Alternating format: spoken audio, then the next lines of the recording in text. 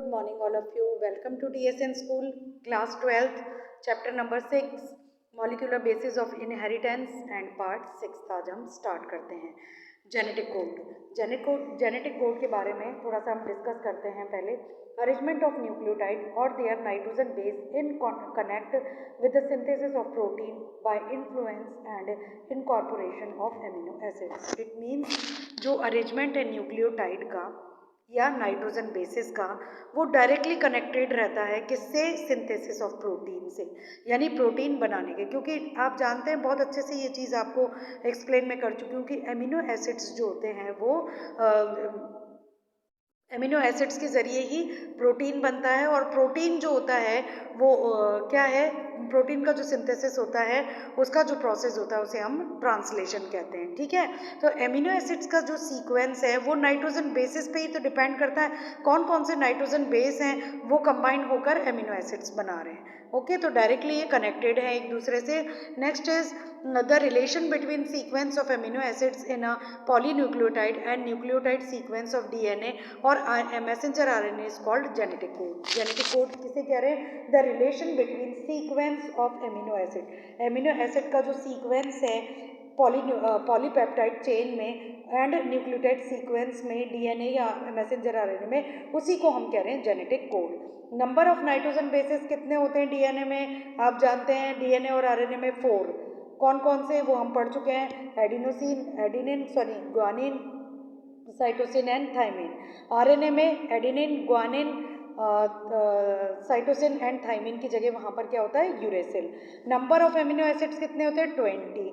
अब नंबर हैं amino acids के 20 और नाइट्रोजन बेस हमारे पास 4 ही हैं। तो हम किस तरीके से इसको अरेंज करें? इसके लिए कुछ साइंटिस्ट थे जिन्होंने अपनी अपनी थ्योरीज प्रपोज की, उनके बारे में हम एक बार डिस्कस कर लेते हैं। सबसे पहले आते हैं जॉर्ज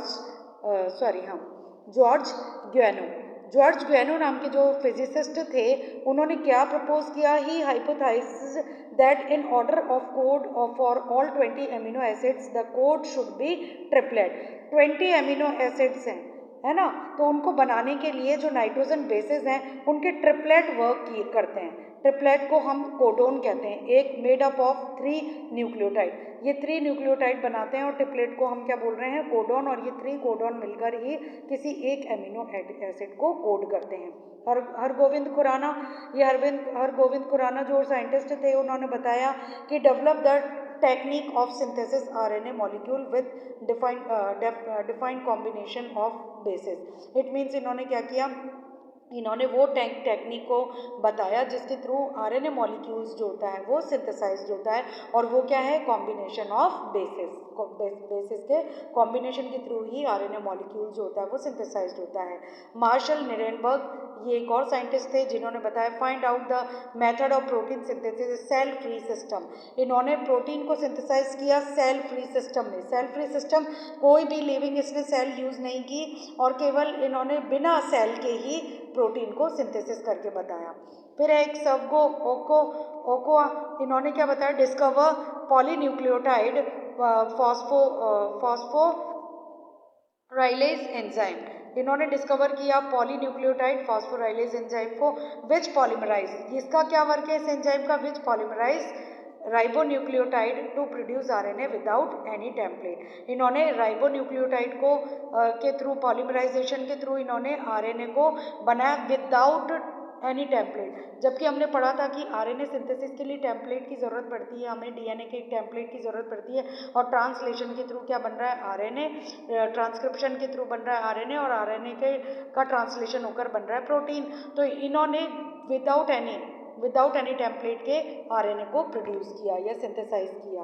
ओके, अब कुछ इसके फीचर्स हैं, जेनेटिक कोड के कुछ फीचर्स हैं, select features of genetic code. First is the codon is triplet. पहले तो जो कोडोन है वो ट्रिपलेट होता है 61। अब देखिए ट्रिपलेट का मतलब क्या हुआ? हमारे पास 4 नाइट्रोजन बेसिस हैं, 4 नाइट्रोजन बेसिस हैं और हर वो कोडोन जो है वो ट्रिपलेट की फॉर्म में। तो ये कितना हो गया? 64। तो 64 में से 61 कोड फॉर एमिनो एसिड, 61 तो एमिनो एसिड को कोड करते हैं। 3 जो होते हैं वो स्टॉप कोडोन होते हैं।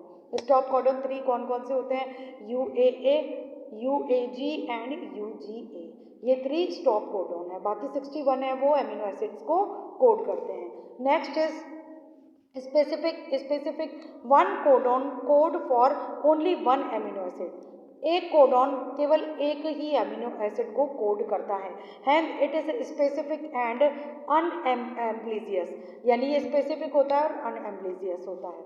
Next is degenerated some amino acids are code by more than one codon, यानी कुछ अमीनो एसिड्स ऐसे होते हैं जो कि एक से ज़्यादा कोडॉन के थ्रू कोड होते हैं, हैंस कोड इज डीजेनरेट। तो उससे क्या होता है कि जो बाकी बचे हुए कोड हैं वो डीजेनरेट हो जाते हैं। ओके, ओनली ट्रिप्टोफेन, एक तो केवल ट्रिप्टोफेन है, and methionine are specified by single codon, ये केवल एक सिंगल कोडॉन से ही कोड होते हैं, बाकी सब जितने भी हैं वो सारे एक से ज़्यादा कोडॉन से कोड हो सकते हैं।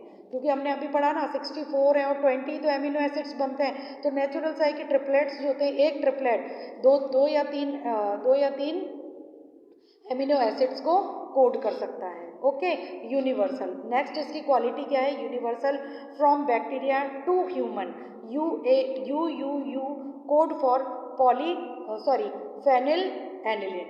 इट मीन्स बैक्टीरिया से लेकर अगर हम ह्यूमन तक जाते हैं तो वहाँ पर हम देखेंगे यू जो है वो सिर्फ एक ही एमिनो एसिड को कोड करता है और वो क्या है? Phenyl aniline. और इसका एक्सेप्शन क्या है? कुछ माइटोकॉन्ड्रियल कोडॉन एंड प्रोटोजोआन्स, उनमें यूनिवर्सल कोडॉन नहीं है जो कि फेनिल एनिलिन को कोड नहीं करता, बाकी सभी में करता है। Next is the codon is, ये जो कोडॉन है, codon is read in messenger RNA in a continuous fashion, यानी इन कोडॉन को हम रीड करते हैं मैसेंजर आरएनए में एक कंटिन्यूअस फैशन में। देयर आर नो पंक्चुएशंस, वहाँ पर कोई भी ना तो फुल स्टॉप है, ना कोई मतलब कोई भी पंक्चुएशन नहीं है, ना कोई बैरियर है, इसको हम कंटिन्यूअस फैशन में हम रीड आउट करते हैं।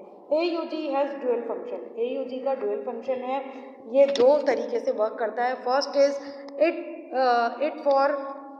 इट कोड फॉर मिथायोनिन, ये मिथायोनिन को भी कोड कर रहा है, and it also act as initiation codon, और इसके अलावा ये इनिशिएशन कोडॉन का भी वर्क करता है। तो इसमें एक एग्जांपल भी दिया है, एजी स्टार्ट कर रहा है, ये इनिशिएशन इन सारे ये जितने भी हैं यूयूसी इन सबको इनिशिएट कर रहा है, ठीक है, इनके कोडॉन को इनिशिएट कर रहा है। Next is mutation and genetic code.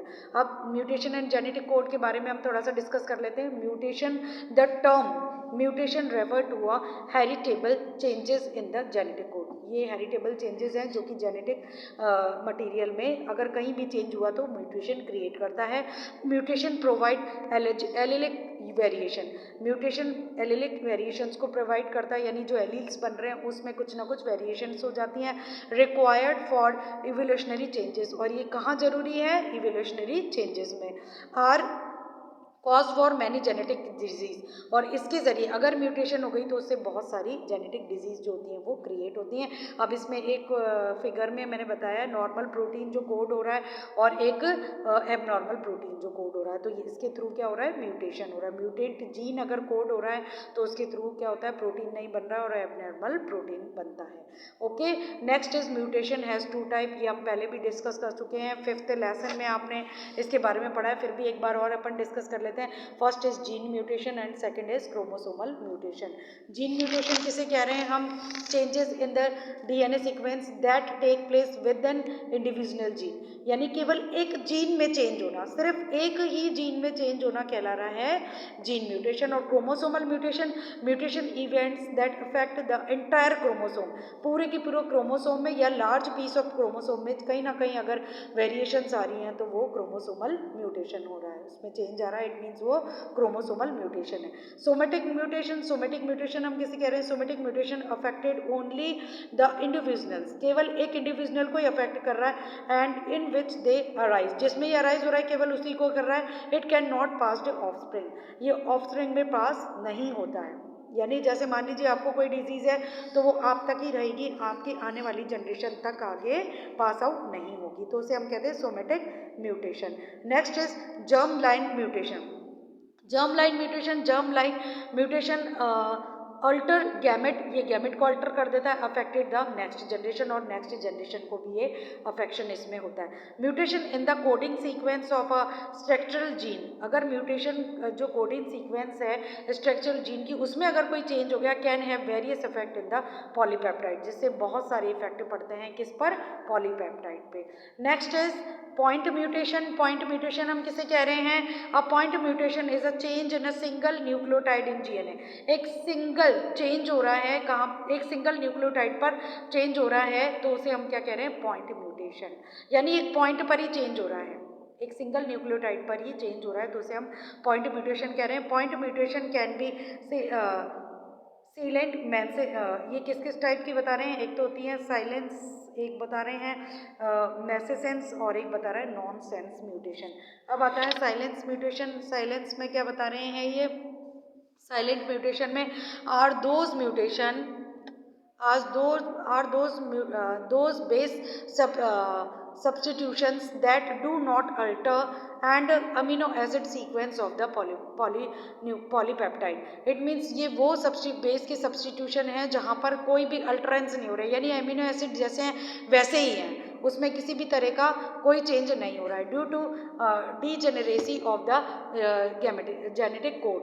और ये क्यों हो रहा है, किस वजह से हो रहा है, क्योंकि जेनेटिक कोड में कहीं ना कहीं डीजेनरेसी हो रही है, यानी कुछ चीज़ लेस हो रही है, अल्टर कुछ नहीं हो रहा है, चेंज, अल्टर का मतलब जो बिल्कुल अलग नहीं हो रहा है, केवल डीजेनरेसी हो रही है, कुछ चीज़ लेस है, उसके थ्रू ये साइलेंट म्यूटेशन होता है। फिर आता है missense mutation. Missense mutation are those base substitution in which an amino acid change does occur. It means जो बेस सब्सटीट्यूशन हो रहे हैं अमीनो एसिड में, उनमें थोड़ा सा चेंज हो रहा है, बेस में ही चेंज हो रहा है, तो उसे हम मैसेसेंस म्यूटेशन कह रहे हैं। नॉन सेंस, और ये इसका एग्जांपल बताए hemoglobin and sickle cell anaemia, उसमें केवल थोड़ा सा ही नाइट्रोजन बेस का चेंज हो रहा है और वो डिजीज क्रिएट हो रही है, सिकल सेल एनीमिया।